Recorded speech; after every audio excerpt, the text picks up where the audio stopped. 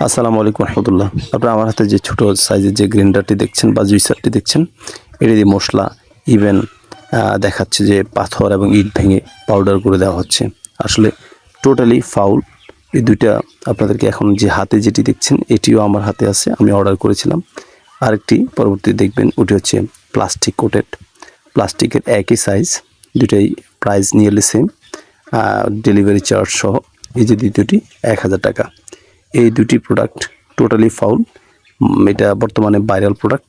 অনলাইনে আপনি যেখানে যাবেন সেখানে এই প্রোডাক্টগুলি শো করছে, অ্যাড শো করছে। আসলে কখনো প্রতারিত হবেন না। ওদের মিষ্টি মিষ্টি মুখরোচক কথা শুনে প্রলম্বিত হয়ে এই প্রোডাক্টগুলি কিনা থেকে বিরত থাকবেন। এই দুটি প্রোডাক্ট আপনাদেরকে একসাথে দেখাচ্ছি। প্রথমে যেটি প্লাস্টিক ডান পাশের যেটি, এটি সর্বোচ্চ 1 মিনিট চলবে, এরপর বন্ধ হয়ে যাবে। আবার হয়তো আপনি কয়েক ঘন্টা পরে আবার চালাতে পারবেন। সুতরাং এটি টোটালি ফাউল। আর প্রথমটি যেটি দেখালাম ওটি সেম।